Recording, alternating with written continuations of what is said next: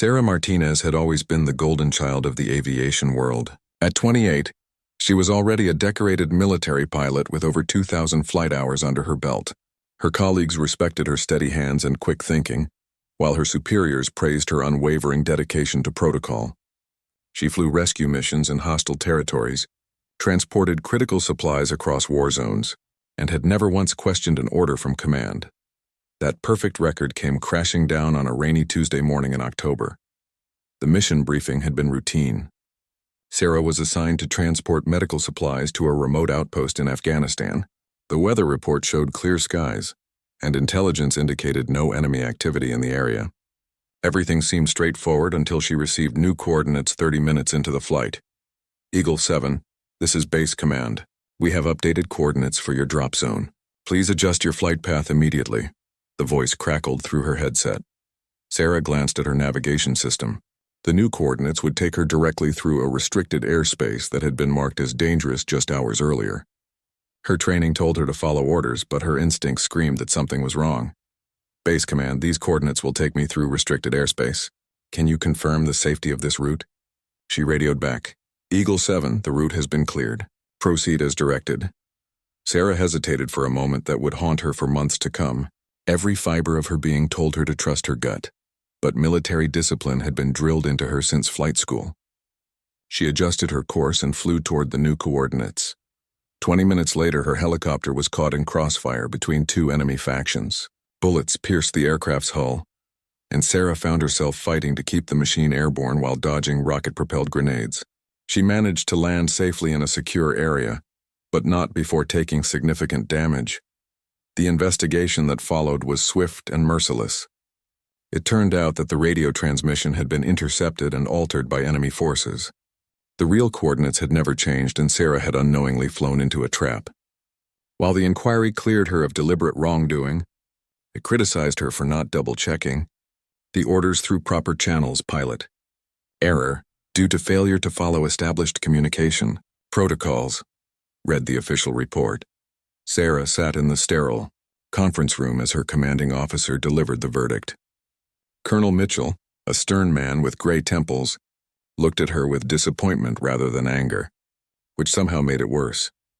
Martinez, you're one of our best pilots, but this incident has shaken confidence in your judgment.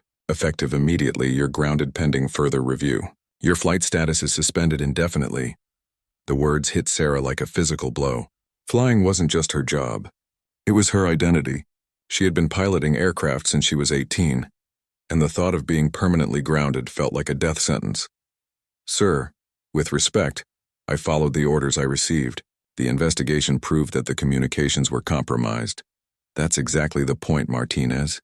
A pilot of your experience should have recognized the irregularities and taken steps to verify. You put yourself, your aircraft, and the mission at risk. Sarah wanted to argue, to fight back, but she knew it would only make things worse.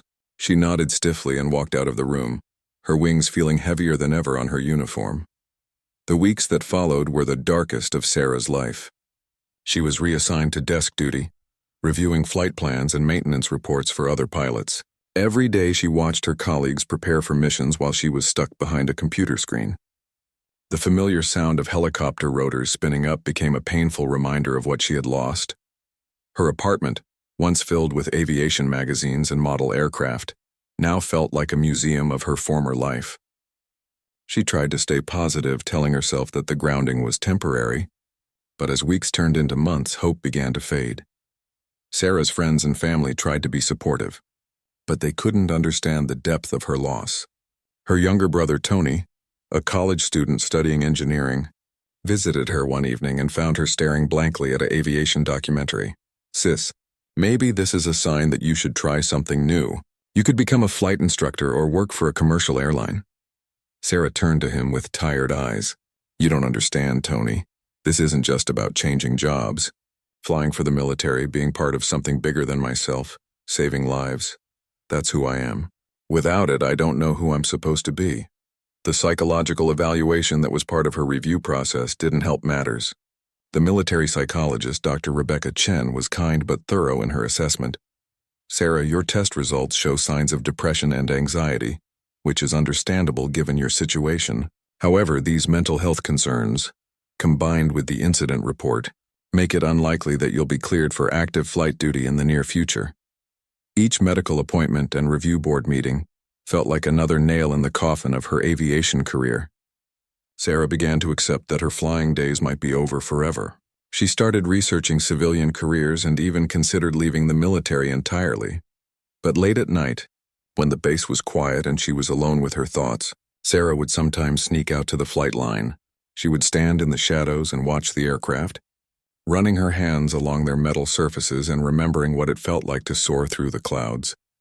During one of these midnight visits, she encountered Master Sergeant Williams, the maintenance chief who had worked on her helicopter for 3 years.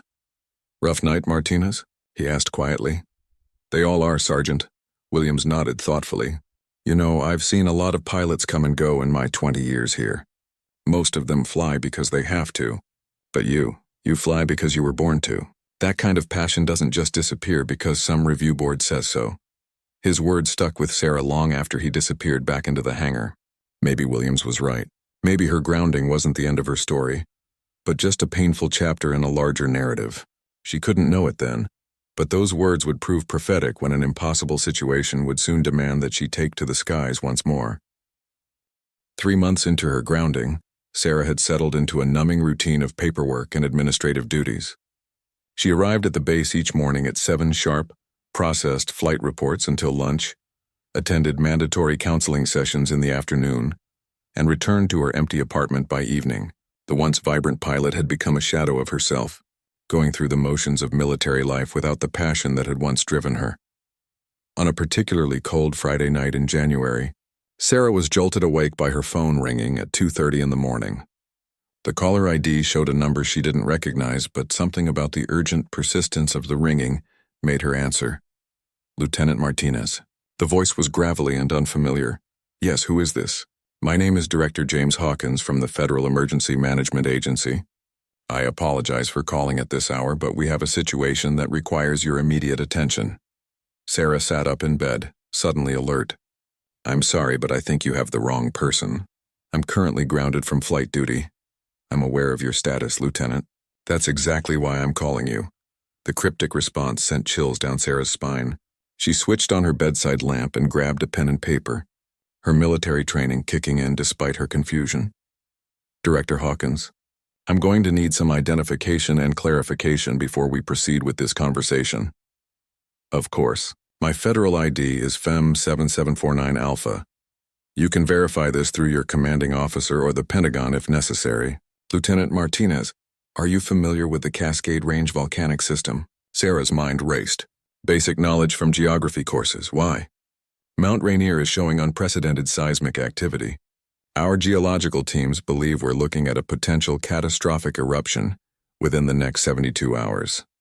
If their predictions are correct, we're facing the evacuation of over 300,000 people from the Seattle metropolitan area." The gravity of the situation began to dawn on Sarah. She had studied natural disasters during her emergency response training, and she knew that Mount Rainier was considered one of the most dangerous volcanoes in the United States due to its proximity to major population centers. "Director Hawkins, while I appreciate the briefing, I don't understand why you're calling me. I'm not qualified for geological consultation, and as I mentioned, I'm currently unable to fly. Lieutenant, 3 hours ago, a research team of 6 volcanologists became trapped on Mount Rainier's upper slopes. They were conducting last-minute measurements when a sudden rock slide blocked their evacuation route. Ground rescue is impossible due to the unstable terrain and increasing seismic activity. These scientists have critical data that could help us predict the exact timing and scope of the eruption." Sarah felt her heart rate accelerate. "What about other pilots? Surely there are qualified rescue pilots available." "That's where our problem lies. The weather conditions on the mountain are beyond extreme. We're dealing with hurricane-force winds, near-zero visibility, and rapidly changing atmospheric pressure due to volcanic gases. Every pilot we've consulted has deemed the mission impossible with conventional aircraft. Then how do you expect me to succeed where others have failed?" Director Hawkins paused for a moment before continuing. "Lieutenant Martinez, your service record shows something unique. You've successfully completed rescue missions in conditions that other pilots wouldn't attempt. Your commanding officers describe you as having an almost supernatural ability to read weather patterns and navigate by instinct when instruments fail. Sarah felt a flicker of her old confidence, but reality quickly crashed back in. Director, even if what you're saying is true, I'm grounded. I can't legally pilot military aircraft, and I certainly can't authorize myself for a mission of this magnitude. We've already spoken with the Pentagon. Given the national emergency status of this situation, you've been granted temporary flight authorization specifically for this rescue operation. Your grounding will be suspended for the duration of the mission. The phone felt heavy in Sarah's hand. After months of believing her flying career was over, someone was offering her a chance to return to the cockpit. But this wasn't just any mission. It was potentially a suicide run into the most dangerous conditions imaginable. What aircraft would I be flying? We have a specially modified Black Hawk helicopter equipped with advanced navigation systems and enhanced protection against volcanic ash. The modifications were designed for exactly this type of emergency scenario. Sarah found herself pacing her small apartment, adrenaline coursing through her veins for the first time in months. The pilot in her was already analyzing the mission parameters, considering wind patterns and approach vectors. But the rational part of her mind was screaming warnings. Director Hawkins, I need to ask you something directly. How many other pilots have you called before me? Another pause. You're the 7th pilot we've contacted. And the other 6? They all declined the mission. Sarah stopped pacing. 6 experienced pilots had looked at this mission and decided it was too dangerous. These weren't cowards. They were professionals who understood the difference between calculated risk and certain death. What makes you think I'll say yes when 6 other qualified pilots have refused? Because, Lieutenant Martinez, you're not just any pilot. Your psychological profile indicates an individual who thrives under extreme pressure and has an almost compulsive need to help others, regardless of personal risk. More importantly, you're currently facing the end of your flying career. This mission offers something the others don't have, a chance at redemption. The words stung because they were true. Sarah had always been driven by the need to prove herself, to push beyond what others thought possible. Her grounding had left her feeling worthless and purposeless. If I accept this mission and succeed, what happens to my grounding? The Pentagon has indicated that successful completion of this rescue operation would demonstrate the kind of judgment and skill that merits full reinstatement to active flight duty. Your record would be cleared and you'd be eligible for promotion consideration.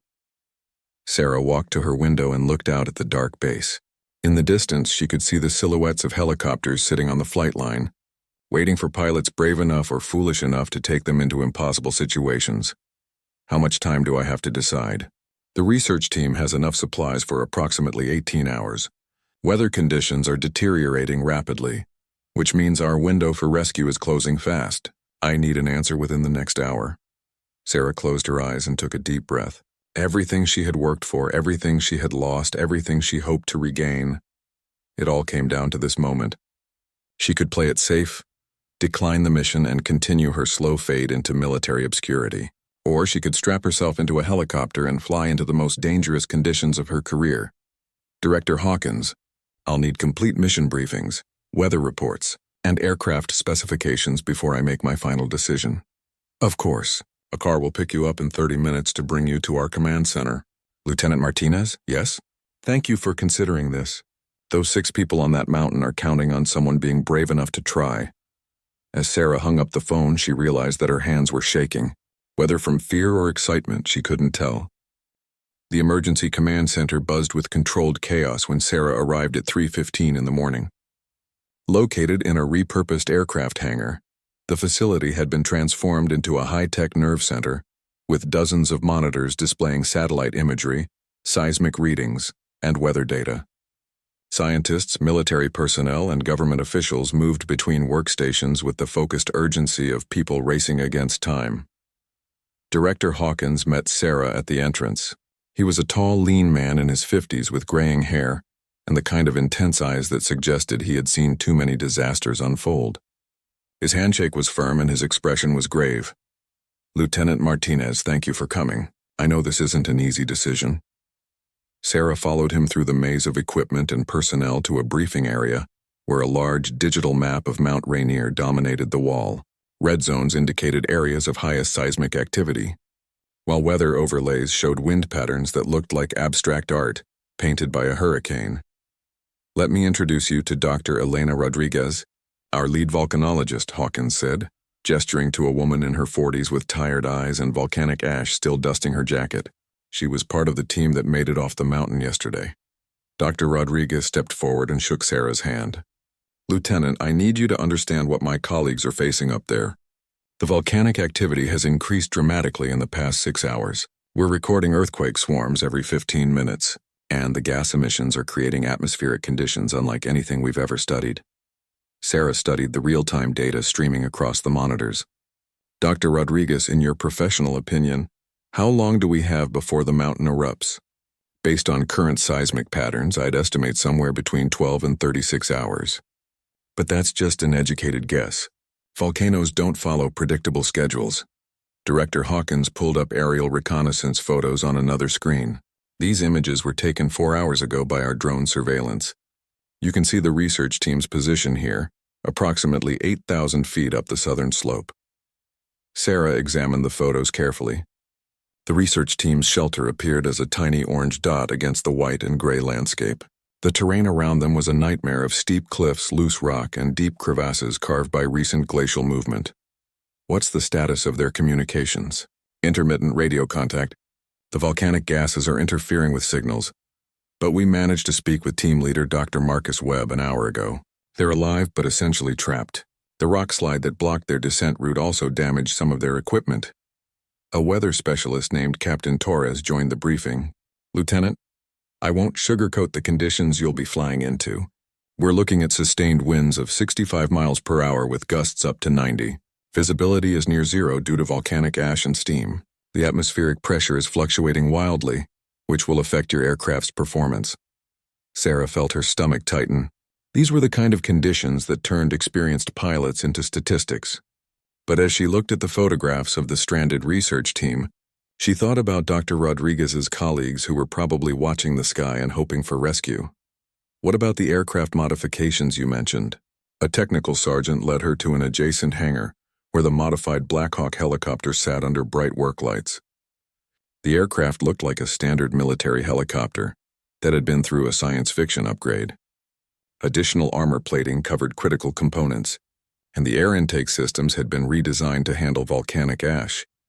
"We've installed enhanced filtration systems to prevent ash ingestion into the engines," the sergeant explained. "The navigation equipment includes ground-penetrating radar that can help you see through the ash clouds. The cabin has been pressurized and equipped with emergency oxygen systems for both crew and passengers." Sarah walked around the aircraft, running her experienced eyes over every modification. "What about weight? All these additions must affect flight performance. The helicopter will be heavier and less maneuverable than standard, but our calculations show it should still be capable of reaching the target altitude under current conditions." "Should be?" Sarah raised an eyebrow. "Ma'am, honestly, we've never tested these modifications under actual volcanic conditions. This is all theoretical." Sarah appreciated his honesty even if it wasn't reassuring. She climbed into the cockpit and familiarized herself with the modified instrument panel. Everything felt strange after months of being grounded, but her hands remembered the controls instinctively. Director Hawkins appeared at the aircraft door. "Lieutenant, what's your assessment?" Sarah took a deep breath before answering. "The mission is extremely high risk. Weather conditions are beyond acceptable parameters for normal flight operations. The aircraft modifications are untested under actual volcanic conditions. Ground rescue appears impossible, and aerial rescue has been deemed too dangerous by multiple qualified pilots. But 6 people are going to die if someone doesn't try. And despite the risks, this aircraft and these modifications give us a better chance than any conventional helicopter." "So, you'll take the mission?" Sarah looked out at the pre-dawn darkness through the hangar doors. Somewhere beyond the horizon, Mount Rainier was building toward an eruption that could devastate the entire region. 6 scientists were trapped on its slopes, and their research data might be crucial for predicting the disaster's scope. "I'll need a co-pilot and a rescue specialist." "Already arranged. Lieutenant Jessica Park will serve as your co-pilot. She volunteered when she heard about the mission. Sergeant Mike Coleman from Mountain Rescue will handle the evacuation procedures." Sarah knew Jessica Park by reputation. a solid pilot with experience in extreme weather conditions. Sergeant Coleman's mountain rescue credentials were impressive, including several high-altitude rescues in challenging conditions. When do we launch? As soon as you're ready. Every minute we delay decreases the chances of successful rescue and increases the likelihood of the eruption. Sarah spent the next hour reviewing flight plans, studying topographical maps and going through pre-flight checks with her crew. Lieutenant Park was a calm, professional pilot who asked intelligent questions about the mission parameters. Sergeant Coleman was a quiet, competent soldier who had clearly seen his share of dangerous rescues. "What's our primary extraction plan?" Sarah asked as they finalized their preparations. "We'll approach from the southwest using the prevailing winds to help control our descent," Coleman explained. "The landing zone is marginal, basically a small flat area about 50 yards from the research shelter. We'll have maybe 10 minutes on the ground before the rotor wash starts destabilizing the surrounding rock. And if we can't land, rope extraction. We'll hover as low as possible and winch them up one at a time." Sarah nodded, though she knew that hovering in the volcanic winds would be like trying to hold a leaf steady in a hurricane. As dawn broke over the command center, Sarah walked to the helicopter one final time. The ground crew had completed their preparations and the aircraft sat ready for launch. She thought about all the flights she had made, all the people she had rescued, and all the risks she had taken in her military career. This mission was different. This wasn't just about saving lives. It was about proving that she deserved to fly again. As she strapped herself into the pilot's seat and began the engine startup sequence, Sarah realized that her grounding had taught her something important about herself. She wasn't just a pilot who followed orders. She was someone who would fly into impossible conditions because people were counting on her.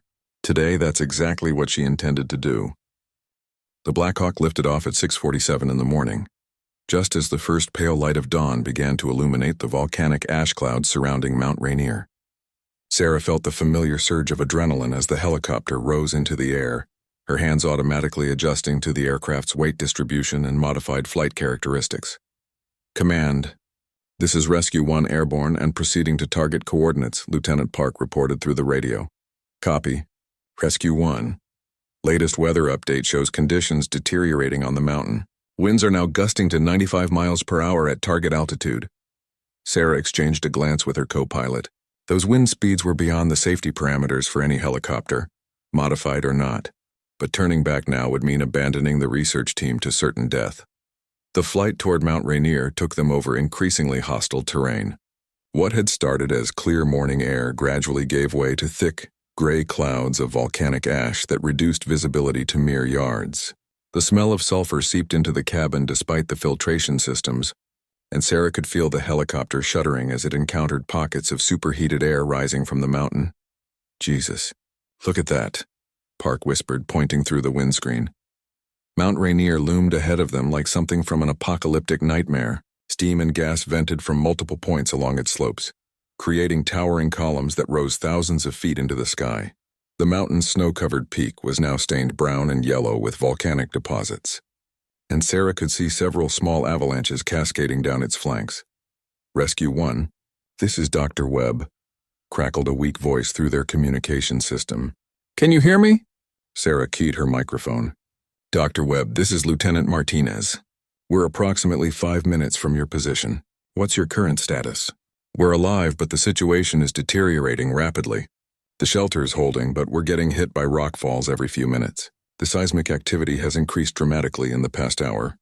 "Copy that, Doctor. We're going to get you out of there." As they climbed toward the research team's position, the helicopter began encountering severe turbulence. Sarah found herself fighting the controls constantly, using every ounce of her skill to keep the aircraft stable. The modified Black Hawk was handling better than she had expected, but the volcanic conditions were unlike anything she had ever experienced. "Altitude 8,000 feet, Park called out. "Target should be visible soon." Sarah strained to see through the swirling ash clouds.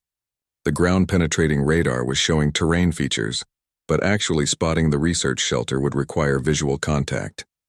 She dropped the helicopter lower, accepting increased turbulence in exchange for better visibility. "There," Sergeant Coleman pointed through the side window. "Orange shelter, 2 o'clock. Sarah banked the helicopter toward the shelter and immediately understood why ground rescue had been impossible. The research team was positioned on a narrow ledge surrounded by steep cliffs and unstable rock formations.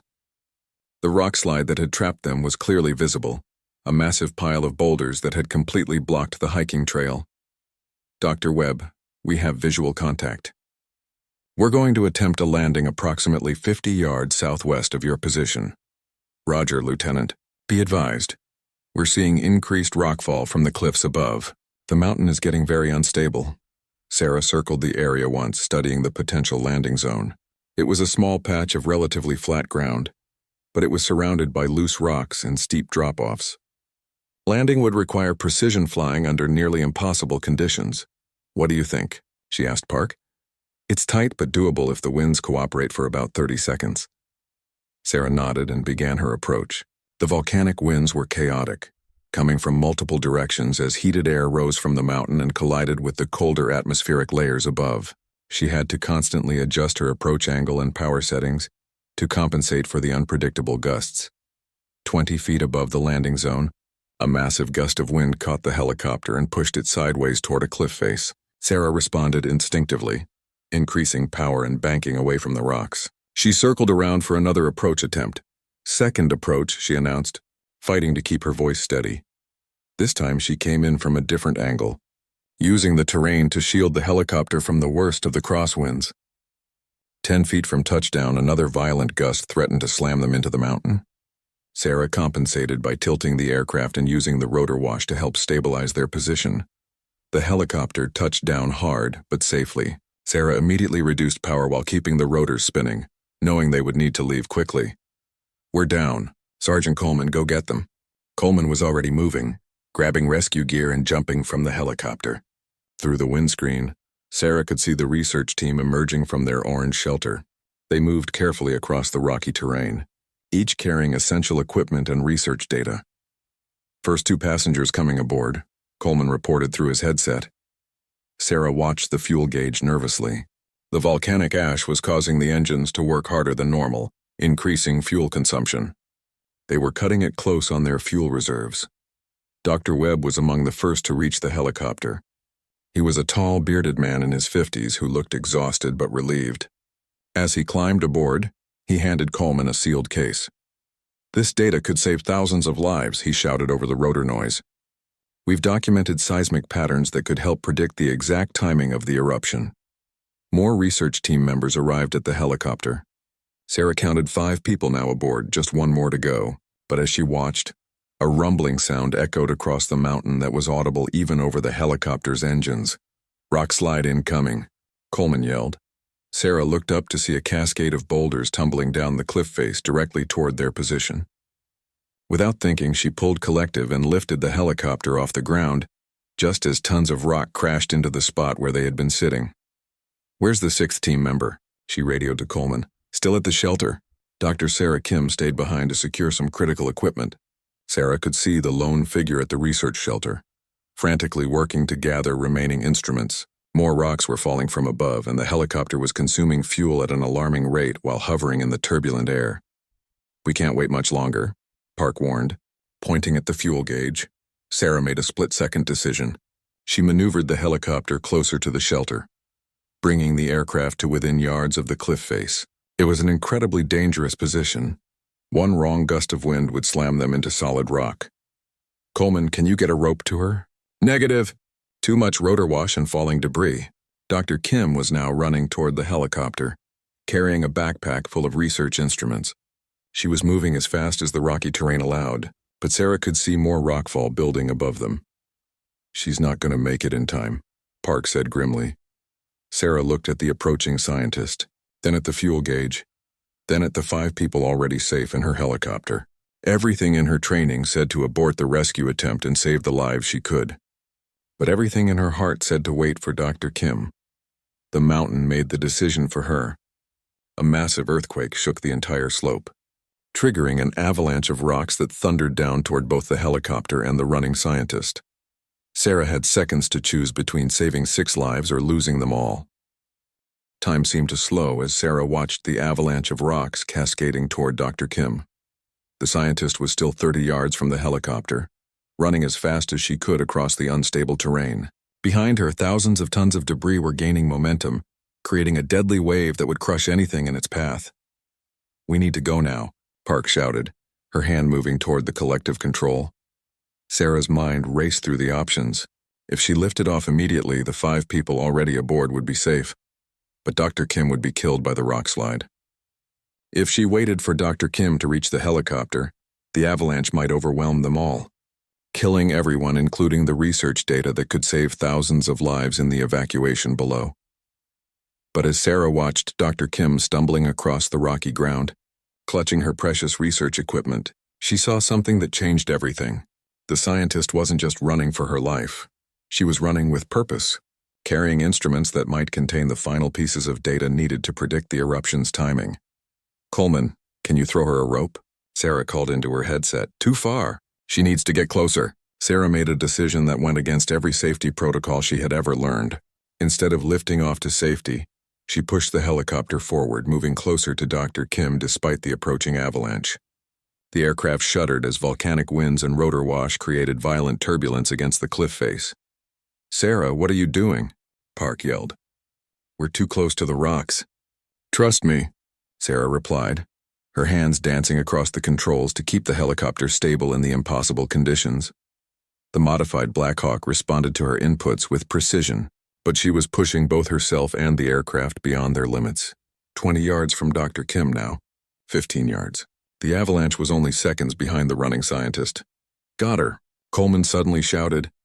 Sarah looked back to see that he had managed to grab Dr. Kim's outstretched hand and was pulling her toward the helicopter's open door. But the momentum of her running had caused both of them to fall, and they were now dangling partially outside the aircraft.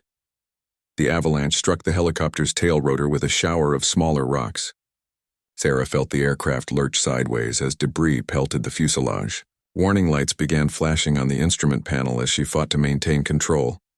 "Everyone aboard?" she called out. "Yes. Go, go, go," Coleman confirmed. Sarah pulled collective and pushed forward on the cyclic, lifting the helicopter away from the cliff face, just as the main body of the avalanche crashed through the area where they had been hovering. The aircraft groaned under the stress of the violent maneuver, but the modifications held. They climbed rapidly away from the mountain, but Sarah's relief was short-lived. A new alarm was sounding in the cockpit, and she could see hydraulic fluid streaming past the windscreen. "We've lost primary hydraulics," Park reported, scanning the instrument panel. "Multiple system failures. The tail rotor is damaged." Sarah felt the helicopter becoming increasingly difficult to control. Without full hydraulic assistance, every input required significant physical strength, and the damaged tail rotor was causing the aircraft to yaw unpredictably. "How far to the nearest landing zone?" she asked. 15 miles to the emergency airfield, but I don't think we're going to make it," Park replied grimly. "We're losing altitude fast." Dr. Webb leaned forward from the passenger compartment. "Lieutenant, there's a flat area about 5 miles southeast of here. We used it as a staging ground for our equipment. It should be large enough for an emergency landing." Sarah nodded, adjusting their course toward the coordinates Webb provided. The helicopter was becoming increasingly unstable, and she could feel control slipping away despite her best efforts. The volcanic ash in the atmosphere was also beginning to affect the engines, causing power fluctuations that made flight even more dangerous. "Mayday, Mayday, this is Rescue 1, Park transmitted. "We are experiencing multiple system failures and attempting emergency landing 5 miles southeast of Mount Rainier Research Station." "Copy, Rescue 1. Emergency teams are en route to your position." Sarah struggled with the controls as they descended toward the emergency landing zone. The helicopter was vibrating violently now, and she could smell burning hydraulic fluid in the cabin. Through the windscreen, she could see the flat area that Dr. Webb had described, a small meadow surrounded by trees that would give them just enough room for a hard landing. "Everybody hold on," she announced. "This is going to be rough." The final approach was a controlled crash more than a landing. Sarah used every technique she had ever learned about emergency procedures, managing power and collective to control their rate of descent, while the damaged tail rotor made the helicopter want to spin in circles. They hit the ground hard, bouncing twice before the landing gear found purchase on the rocky soil. The impact threw everyone forward against their restraints, but the aircraft remained upright. Sarah immediately shut down the engines and electrical systems. following emergency procedures to prevent fire. For a moment, the only sound was the ticking of cooling metal and the heavy breathing of 7 very lucky people. Then Dr. Kim spoke up from the back of the helicopter. "Did we save the data?" Dr. Webb checked the sealed cases containing their research instruments. "Everything's intact. We have complete seismic readings from the past 72 hours, gas emission measurements, and temperature data from multiple points on the mountain." Sarah slumped back in her pilot seat, exhausted from the physical and mental strain of the flight. Through the windscreen, she could see Mount Rainier in the distance, still venting steam and ash into the sky. They had gotten out just in time. "Lieutenant Martinez," Dr. Webb said quietly, "what you did back there, staying for Dr. Kim when you could have left safely, that took incredible courage." Sarah turned to look at the research team. These 6 people had risked their lives to gather data that could save thousands of others. Their work would help predict the eruption's timing and scope, allowing for more effective evacuations of the threatened areas.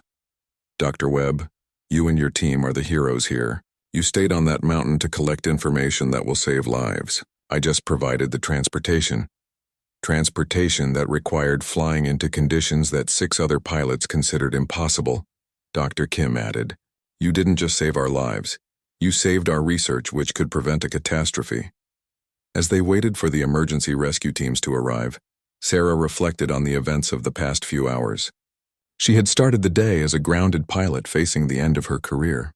Now she was sitting in the wreckage of a helicopter after completing one of the most dangerous rescue missions in aviation history. Her radio crackled to life. "Rescue 1, this is Director Hawkins. We have your position and rescue teams are 10 minutes out. What's your status?" "All personnel safe and accounted for, sir. Research data secured. Aircraft is damaged, but everyone walked away. Outstanding work, Lieutenant. The President has been briefed on your mission, and there will likely be some very important people who want to speak with you when you get back." Sarah smiled for the first time in months. Whatever happened next, she knew that she had proven something important to herself and to everyone who had doubted her judgment. She was still a pilot, and sometimes impossible missions were exactly what the world needed most. 6 weeks later, Sarah stood at attention in the Pentagon's ceremonial hall, wearing her dress uniform with newly polished medals. The room was filled with military brass, government officials, and members of the media who had come to witness what many were calling one of the most heroic rescue missions in recent military history. Mount Rainier had erupted exactly 31 hours after the research team's rescue, just as their data had predicted. The early warning provided by Dr. Webb's team had allowed authorities to evacuate over 200,000 people from the danger zone, preventing what could have been the worst natural disaster in American history. The volcanic eruption had been massive, destroying everything within a 15-mile radius of the summit. But the loss of life had been minimal thanks to the successful evacuation. "Lieutenant Sarah Martinez," announced General Patricia Hayes, the Air Force Chief of Staff, "you are hereby awarded the Distinguished Flying Cross for extraordinary achievement while participating in aerial flight under extremely hazardous conditions." As the general pinned the medal to Sarah's uniform, she thought about the long journey that had brought her to this moment. The grounding that had seemed like the end of her career had ultimately led to its defining moment. "Additionally," General Hayes continued, "all charges related to your previous incident have been dismissed from your record. Your flight status is fully restored, and you are hereby promoted to the rank of captain, effective immediately." The audience erupted in applause. Sarah could see her family in the front row, her parents beaming with pride, her brother Tony grinning and giving her a thumbs up. Master Sergeant Williams was there too, the maintenance chief who had encouraged her during those dark nights on the flight line. After the ceremony, Sarah was surrounded by reporters and well-wishers. But the conversation that mattered most came from Dr. Elena Rodriguez, the volcanologist who had briefed her before the mission. "Captain Martinez, I wanted you to know that the data your team rescued has revolutionized our understanding of volcanic prediction. We've identified seismic patterns that we never recognized before. This information will help us prepare for future eruptions around the world. Dr. Rodriguez, your colleagues were the ones who risked everything to gather that data. I was just the taxi service. A taxi service that flew into a volcanic storm that experienced pilots called impossible," Director Hawkins interjected. joining their conversation. "Captain, the President wants to meet with you next week. There's talk of a position with the new National Emergency Response Aviation Unit." Sarah was intrigued. "What kind of position?" "Leading a specialized team of pilots trained for extreme rescue operations. Natural disasters, terrorist situations, anywhere that conventional rescue operations can't reach." It was an opportunity that would have seemed impossible just 2 months earlier. Sarah had gone from being a grounded pilot to being offered command of an elite rescue unit. 3 days later, Sarah returned to her air base for the first time since the Mount Rainier mission. Walking across the flight line, she was greeted by mechanics, fellow pilots, and ground crew who had followed her story in the news. The helicopters looked the same, but everything felt different. Colonel Mitchell, her former commanding officer, approached with an expression that was far different from their last meeting. "Captain Martinez, I owe you an apology. The review board's decision to ground you was based on a rigid interpretation of regulations, rather than an understanding of the real situation you faced. Your actions at Mount Rainier demonstrated exactly the kind of judgment and courage we need in our pilots." "Thank you, sir. But the grounding taught me something important. It helped me understand that following orders isn't the same as making good decisions. Sometimes you have to trust your instincts even when regulations suggest otherwise. That's a lesson that many pilots never learn. I'm recommending you for advanced flight training and eventual command positions. The Air Force needs leaders who can think beyond the rulebook." Later that evening, Sarah visited Lieutenant Jessica Park, who was recovering from minor injuries sustained during their emergency landing. They had become close friends during the mission debriefing and investigation that followed. "So, Captain, are you going to take the position with the Emergency Response Unit?" Park asked from her hospital bed. "I think so. It feels like what I'm supposed to be doing, using aviation skills to help people in impossible situations.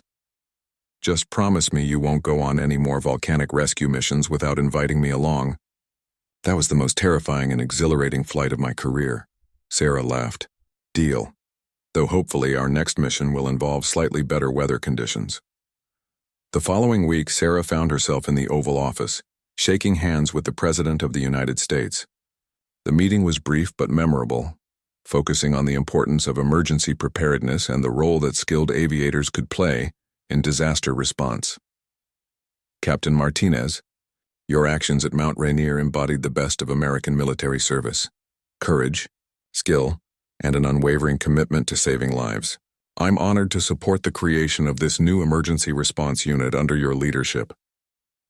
2 months after receiving her new assignment, Captain Sarah Martinez stood in front of her first class of emergency response pilots. The hangar had been converted into a training facility, complete with flight simulators programmed with extreme weather conditions and emergency scenarios. "Ladies and gentlemen, welcome to the National Emergency Response Aviation Unit. Over the next 6 months, you'll learn to fly in conditions that most pilots consider impossible. You'll train for rescues in hurricanes, earthquakes, volcanic eruptions, and terrorist situations." She looked at the eager faces of her students, experienced pilots from all branches of the military who had volunteered for the program. Among them was Sergeant Coleman, the mountain rescue specialist who had helped save the research team. "Some of you might wonder why we're training for missions that seem impossible. The answer is simple. When conventional rescue operations can't reach people in danger, we're the ones who have to try. Sometimes the difference between life and death comes down to someone being willing to fly into conditions that everyone else calls impossible." Sarah walked to the window and looked out at the flight line, where a new generation of modified rescue helicopters sat ready for training missions. Each aircraft incorporated lessons learned from the Mount Rainier rescue, with improved volcanic ash filtration systems and enhanced emergency equipment. "I was grounded once for making what my superiors considered a poor decision under pressure. That grounding taught me that following rules isn't always the same as doing what's right. Your job as emergency response pilots will be to make the right decisions even when they're not the safe decisions." As her students filed out to begin their first training exercise, Sarah reflected on the journey that had brought her here. The impossible mission that had forced her to fly again had not only restored her wings but had given her a new purpose. She was no longer just a pilot following orders. She was a leader preparing others to fly into impossible situations because people were counting on them. That evening, Sarah received a call from Dr. Kim, the scientist whose rescue had required the most dangerous part of their Mount Rainier mission. Captain Martinez, I wanted to let you know that our research data has been published in the Journal of Volcanology. The citation includes a special acknowledgement of your rescue mission, noting that the data could only have been obtained through extraordinary courage and skill under impossible conditions. Dr. Kim, I'm just glad the information is helping people prepare for future volcanic activity. It is. But I also wanted you to know that your willingness to risk everything for one more person, for me, changed how I think about courage. I've nominated you for the Civilian Medal of Honor for your actions that day. After hanging up, Sarah walked outside and looked up at the clear night sky. Somewhere out there, people were facing emergencies that would require rescuers willing to fly into impossible conditions. Thanks to the training program she was building, there would be pilots ready to answer those calls. The grounding that had nearly ended her career had ultimately led to its greatest purpose. Sometimes the most impossible missions were exactly what the world needed most. And sometimes the people who seemed grounded were the ones most ready to fly when it mattered most.